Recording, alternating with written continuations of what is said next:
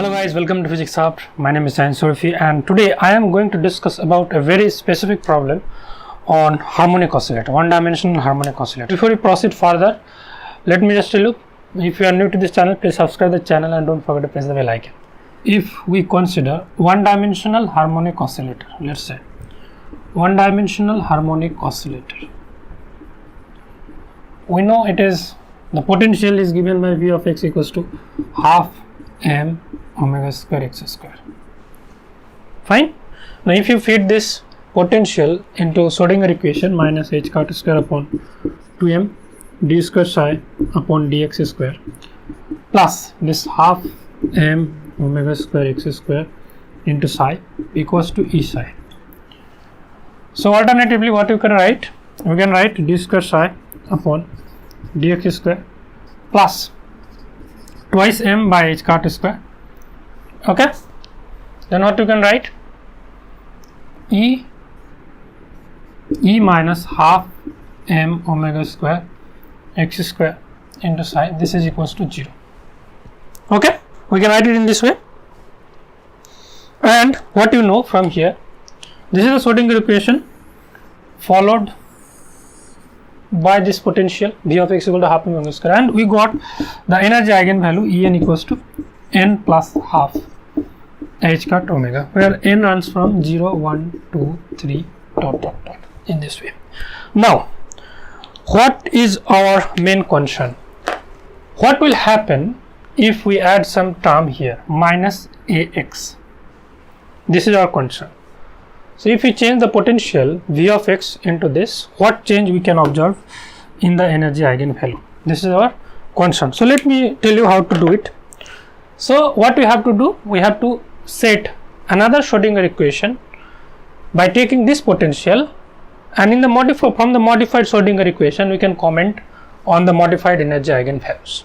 Okay, so as you can see, for this modified potential, what changes will be there in this Schrodinger equation? Here another term will be added. Okay, minus half m omega square, so minus it will interact as plus. So plus x into psi equals to 0, this will come. Now we have to modify this differential equation. So d square psi by dx square plus twice m by h cut square. What we are writing? We are writing e, and we have to express this term in the pre-form. So e minus, what we are writing? We are adding some term and we are subtracting some term. So we are adding a square by twice m omega square here. So we have to subtract it. So we'll subtract it later on. Half m omega square x square plus ax minus a square by twice m omega square. So we have subtracted it. This is equals to 0. Okay, now what you can do?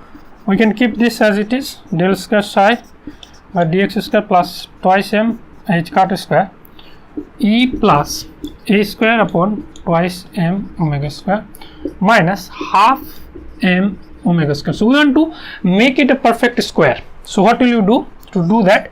So x square, okay, plus this ax should be there. Okay, so minus we have taken, so minus 2 into x, we need to have ax, okay, and minus 2 plus 1, okay, so divided by m omega square. So x plus a by m omega square whole square. Can you write it? So a square by m square omega to the, yes, so we can write it in this way. So it will give you how much? This is also equals to 0. D square psi upon dx square plus twice m by h cut square e plus a square by twice m omega square minus half m omega square. This is x minus a by m omega square whole square. This is equals to into psi equals to 0. Okay, now as we had our previous Schrodinger equation, we try to replace this. We want to basically represent this modified Schrodinger equation in the previous form so that we can compare.